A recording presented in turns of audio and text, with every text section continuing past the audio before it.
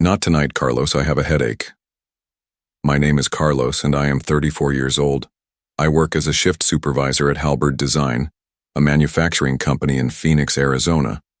My wife Isabella had been saying those same words for 3 months straight. 3 months of turning away, of sudden migraines, of finding excuses to sleep in the guest room. I stood in our bedroom doorway, watching her brush her hair at the vanity. She avoided my eyes in the mirror. The woman I married 5 years ago used to pull me close when I got home from work. Now she flinched when I touched her shoulder. Isabella, we need to talk about this. About what? She set down the brush too quickly. Her hand trembled. About us. About whatever is happening here. She turned to face me, and for a second I saw something in her eyes. Fear, maybe, or guilt. But then she smiled, that practiced smile she had been wearing lately. Nothing is happening, Carlos. I am just tired from work. Isabella worked as a receptionist at Glenfield Electric downtown. Same job she had held for 2 years. Same hours. Same routine. Yet suddenly she was exhausted every evening. You have been tired for 3 months. I made an appointment with Dr. Martinez next week. Maybe I need vitamins or something. I nodded, but something cold settled in my chest. The way she said it felt rehearsed, like she had been planning that answer. That night I lay awake listening to her breathe in the darkness. When had she started sleeping so deeply? When had she stopped talking in her sleep? When had my wife become a stranger? The next morning I found her in the bathroom at 6 a.m. bent over the toilet. She did not hear me coming up the stairs. Isabella? She jerked upright, wiping her mouth with the back of her hand. Carlos, you scared me. Are you sick? Something I ate last night. That Chinese food was probably bad, but we had eaten the same meal. I felt fine. She brushed past me, already dressed for work. I need to leave early today. Big client meeting. I watched her grab her purse and keys. In 5 years of marriage, Isabella had never mentioned a single client by name. Glenfield Electric was not that kind of business. After she left, I stood in our kitchen drinking coffee from the mug she bought me for our 3rd anniversary. It said, "World's Best Husband," in fading letters. The irony was not lost on me. Something was wrong. Every instinct I had was screaming it. But I needed proof before I acted. I had no idea how wrong things really were. I met Isabella at my cousin Miguel's wedding 6 years ago. She was a friend of the bride, laughing at something my aunt had said. When she smiled, her whole face lit up. I knew I wanted to know her better. Our courtship was simple: dinner dates, weekend drives to Sedona, quiet evenings watching movies. She was 26 then, working part-time while finishing her business degree. I was 29, already established at Revenge Dyan, ready to build something with someone. We married in a small ceremony at St. Augustine Cathedral. Her parents flew in from Tucson. My family filled 3 pews. Isabella wore my grandmother's pearl necklace and cried during our vows. The first 3 years were good. We bought the house on Maple Street with the help of my father, who worked construction his whole life and taught me the value of owning something solid. Isabella planted roses in the front yard. I built her a garden shed in the back. We talked about children. Not immediately, but someday. Isabella wanted to establish her career first. I respected that. We had time. But this year, things shifted in ways I could not name. Small things at first. She stopped asking about my day, stopped leaving notes in my lunchbox, started working late twice a week, then 3 times. When I suggested dinner at Romano's, our favorite Italian place, she said she was not in the mood for heavy food. When I bought tickets to see the Diamondbacks play, she remembered a work commitment. When my sister Victoria invited us to Sunday dinner, Isabella suddenly had plans with her college friend Sophia. The intimacy disappeared gradually, then all at once. First, she was too tired, then too stressed, then too busy planning for some undefined future goal. What goal? I had asked 2 weeks ago. Just things, Carlos. You would not understand. That stung. In 5 years, she had never dismissed me like that. I started paying attention to details. Her phone, always face down now. Her schedule suddenly unpredictable. Her clothes, newer and more expensive than her salary should allow. Last Wednesday, she came home smelling like cologne. Not mine. When I asked about it, she said the elevator at work was broken and she had to share a ride with a coworker named David. David from accounting? No, David from the warehouse. But Glenfield Electric did not have a warehouse. I knew because I had dropped off Isabella's forgotten lunch there once. The building was strictly offices. The lie sat between us like a third person at dinner. That night, she slept in the guest room again, said she did not want to disturb me with her tossing and turning. I was starting to realize my wife was a stranger. The question was, who had she become? The truth hit me on a Thursday afternoon in early October. I was organizing our filing cabinet, looking for the warranty papers on our refrigerator when I found the receipt. It was tucked behind our insurance documents, folded small like someone had tried to hide it. Planned Parenthood, Phoenix location, dated 6 weeks ago. My hands went cold. The receipt was for a pregnancy test and consultation. Positive result documented in small clinical handwriting. 6 weeks ago was right around the time Isabella stopped wanting me to touch her. I sat on our bed, staring at that piece of paper. Everything suddenly made sense. The morning sickness she tried to hide. The sudden aversion to wine with dinner. The way she had been protecting her stomach when she hugged me goodbye. My wife was pregnant, but we had not been intimate in 3 months. The math was simple and brutal. Isabella was carrying another man's child. I did not yell. I did not throw anything. I just sat there letting the reality settle into my bones. The woman I loved, the woman I had built a life with, had betrayed me in the deepest way possible. And she was planning to pass off another man's baby as mine. I thought about confronting her immediately, demanding answers, making her admit what she had done, but something stopped me. Maybe it was pride. Maybe it was strategy. Or maybe I just needed time to figure out how to breathe again. Instead, I put the receipt back exactly where I found it. That evening, Isabella came home with Chinese takeout and acted like nothing had changed. She even suggested we watch a movie together. "How was your day?" she asked, settling next to me on the couch. "Fine," I said. "How was yours?" "Busy. Dr. Martinez wants to run some tests next week. Just routine stuff." I nodded and smiled. But inside I was already planning. If Isabella thought she could manipulate me, she was wrong. If she thought I would raise another man's child without knowing the truth, she was wrong about that too. I had always been patient. It was one of my strengths. Isabella used to say it was what she loved most about me, how I thought things through before acting. She was about to learn just how patient I could be. Over the next few days, I watched her carefully. The way she touched her stomach when she thought I was not looking. The way she declined coffee in the morning. The way she made excuses to avoid anything physical between us. She was buying time, waiting for the right moment to spring her surprise on me. I decided to let her. But I was going to be ready with a surprise of my own. The game had begun, and Isabella had no idea I was already 3 moves ahead. 2 weeks after finding the receipt, I made my first move. "Isabella, I have been thinking about what you said, about starting a family." She looked up from her plate of eggs, fork halfway to her mouth. We were having breakfast on a Saturday morning, something we had not done in months. "What about it? Maybe we should stop waiting. Maybe we should try now." The color drained from her face. She set down her fork carefully, like it might break. "Now? Carlos, I thought we agreed to wait until I get that promotion." "What promotion? You never mentioned a promotion." She fidgeted with her napkin. "Well, it is not official yet, but Mr. Johnson hinted that there might be an opening in management soon." Another lie. I called Glenfield Electric on Friday pretending to be a vendor. There was no Mr. Johnson.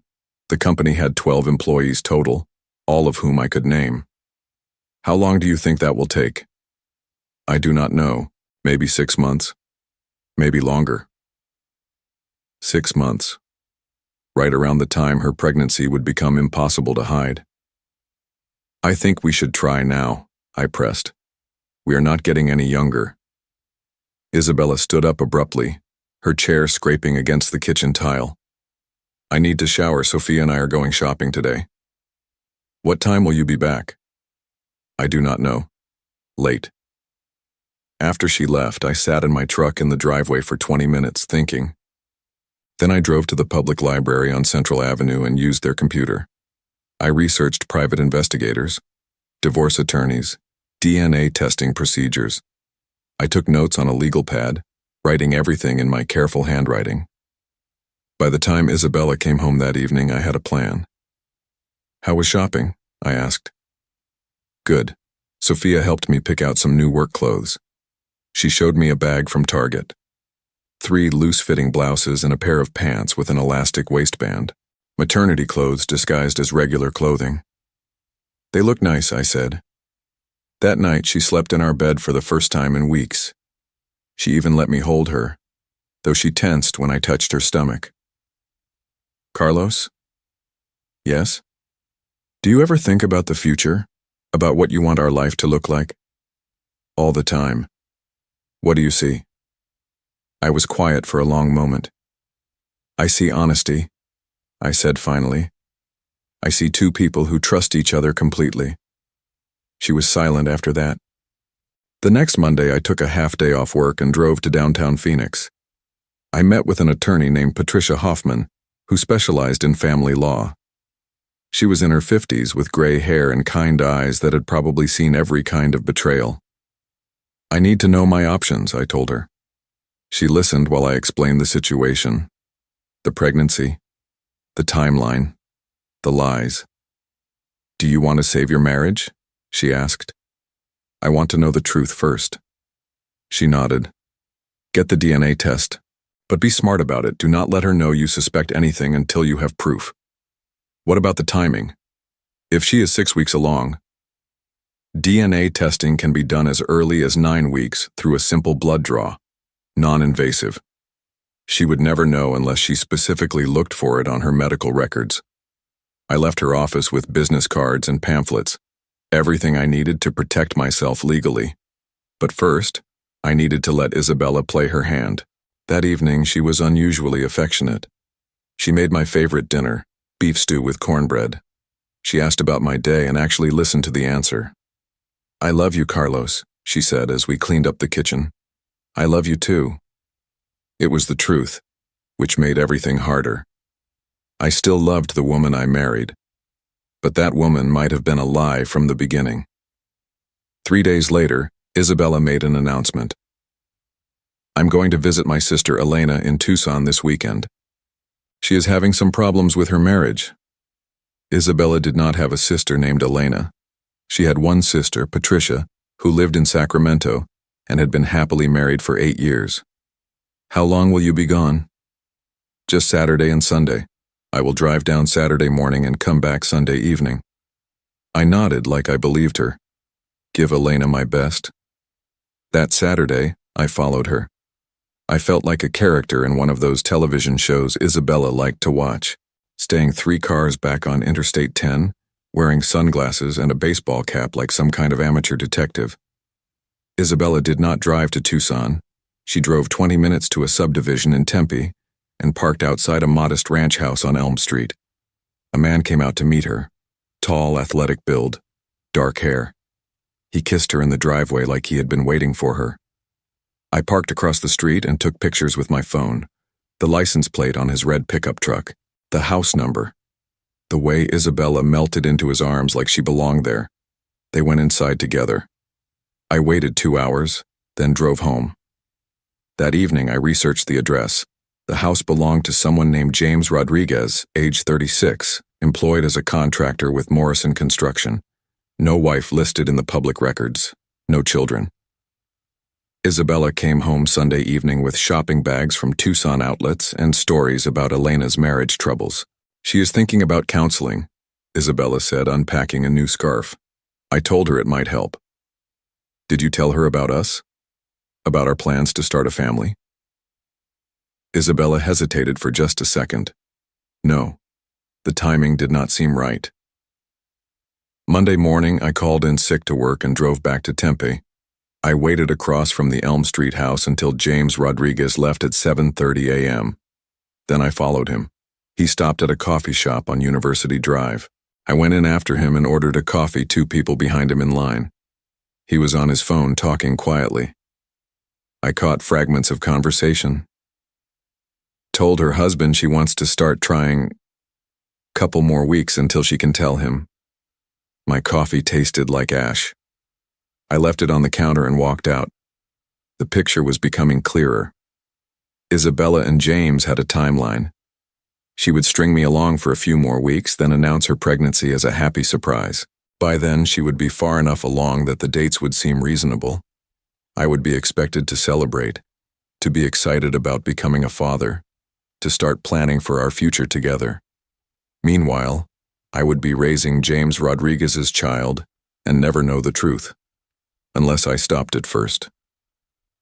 That afternoon, I made appointments. First with a private investigator named Robert Kane, who specialized in infidelity cases. Then with a DNA testing lab that offered discreet services. How soon can you get results? I asked the lab technician. Once we have the samples, 48 hours for standard paternity testing. And you can do this without the mother knowing? As long as you are the legal husband and can provide samples from yourself and the child, yes. But the child had not been born yet, and I needed proof before Isabella made her announcement. I had one option left. It was risky, but it was the only way to get ahead of her timeline. I was going to make Isabella think I suspected nothing, while gathering enough evidence to destroy her story completely. The opportunity came the following Thursday. Isabella had another late work meeting scheduled. I knew now that meant another visit to James Rodriguez. This time I was ready. I had spent the week preparing. Robert Kane, the private investigator, provided me with a GPS tracker smaller than a quarter. I attached it to Isabella's car while she showered that morning. I also installed software on our shared laptop that would track her internet activity, and I opened a separate bank account under my name only. When Isabella left for her meeting, I gave her a 10-minute head start, then began following the GPS signal on my phone. She drove straight to the Elm Street house. I parked 4 blocks away and walked back, staying in the shadows. Through the front window, I could see them together on the couch. Isabella's head on his shoulder, his hand resting on her stomach. They looked like a couple planning their future. My future.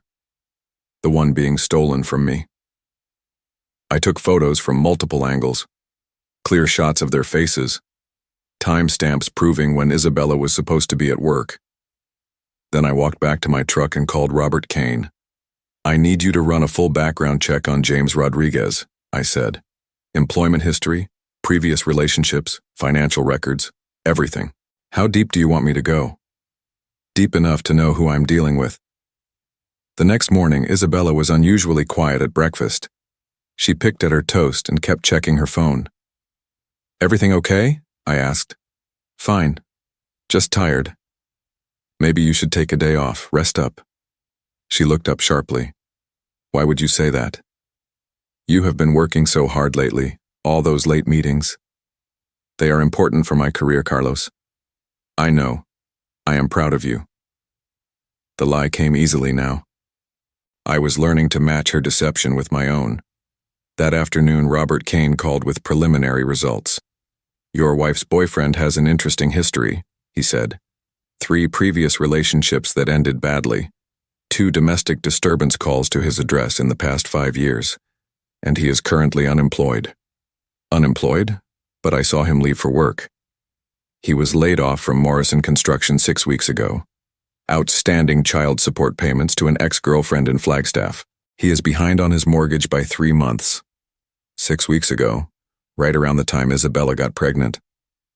Send me everything you have, I said. That evening, Isabella announced she was going to make dinner reservations for Saturday night. Somewhere special, she said. I have something I want to tell you. Good news, I hope. She smiled that practiced smile. Very good news. Saturday. That gave me 2 days to make my final preparations. I spent Friday afternoon at the DNA testing lab, learning exactly what I would need. A hair sample from Isabella would be enough to confirm paternity once the baby was born. But I needed something more immediate. The lab technician, a woman named Dr. Stevens, explained my options. If your wife is willing to take a non-invasive prenatal paternity test, we can have results in 72 hours. It requires a simple blood draw and a cheek swab from the potential father. What if she is not willing? Then you wait until the baby is born. But given what you have told me about the circumstances, I would recommend getting legal advice about how to handle the revelation. I already had legal advice. Patricia Hoffman had been very clear about what I needed to do to protect myself. Saturday morning, I made one final call to Robert Kane. I need a complete dossier on James Rodriguez by tonight, I said. Photos, employment records, criminal background, everything. Can you do it? Consider it done. Isabella had no idea that her perfect plan was about to collapse. Saturday evening, Isabella chose Romano's for dinner, the same Italian restaurant where we had our first date 6 years ago. She wore a new blue dress and had her hair done at the salon. She looked beautiful and nervous, like a woman about to change her life. We ordered our usual dishes, chicken parmesan for her, lasagna for me. She barely touched her food. Carlos, I have something wonderful to tell you. What is it? She reached across the table and took my hand. Her palm was damp with perspiration. We are going to have a baby. I looked surprised, shocked even. Are you serious? I took the test yesterday.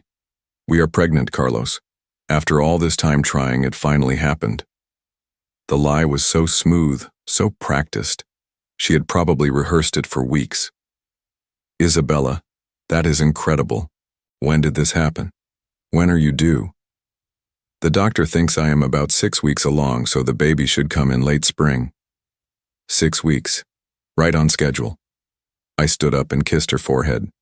This is the best news ever. We should celebrate. I already ordered champagne, she said. Well, sparkling cider for me. The waiter brought the drinks. Isabella raised her glass, beaming. To our future, she said. To our future, I agreed. Then I reached into my jacket pocket and placed a manila envelope on the table between us. What is this? Isabella asked. Open it. Her hands trembled as she lifted the flap. Inside were photographs. Isabella and James Rodriguez kissing in his driveway. Isabella and James Rodriguez through the window of his house. Isabella's car parked outside his address on 3 different occasions. Also included, James Rodriguez's employment records showing he had been laid off, his criminal background check, his outstanding child support obligations, and at the bottom a DNA testing authorization form with my signature already in place. Isabella's face went white. The envelope slipped from her fingers, photographs scattering across the table. Carlos, I can explain. Can you? Can you explain how you got pregnant during the 3 months we have not been intimate? Can you explain why you have been lying about working late? Can you explain James Rodriguez? She opened her mouth, but no words came. I already know everything, Isabella. The only question now is whether you want to handle this quietly or make it complicated. Isabella tried to run. She made it to the parking lot before breaking down completely. I found her sitting on the curb beside her car, sobbing into her hands. I never meant for this to happen, she said. Which part? The affair or getting caught? She looked up at me with red eyes. I thought I could make it work. I thought you would never find out. You thought I was stupid. No, Carlos, I thought I was smarter. The divorce papers were filed the following Monday. Patricia Hoffman had prepared everything in advance. Isabella moved out that same week, taking only her personal belongings. James Rodriguez tried to contact me once, claiming Isabella had told him we were already separated. I hung up on him. The baby was born in May. Isabella tried to keep me from the DNA test, but I had legal rights as the husband. The results confirmed what I already knew. James Rodriguez's son, not mine. Isabella and James lasted 8 months after the divorce was finalized. She discovered he had been lying about his job prospects and had 2 other women he was seeing regularly. She called me crying one evening, saying she had made the biggest mistake of her life. I listened politely, then hung up. 6 months later, I sold the house on Maple Street and moved to a smaller place in Scottsdale. I kept working at Halberd Design, got promoted to floor manager, and started taking evening classes at Phoenix Community College. Isabella found work as a waitress in Tucson and struggled to make ends meet. James Rodriguez disappeared when the child support payments for his first child caught up with him. She was left raising a baby alone, working double shifts and living in a studio apartment. The roses she planted in our front yard died the summer after she left. I had stopped watering them. Sometimes the truth is the only justice we get, but it is enough.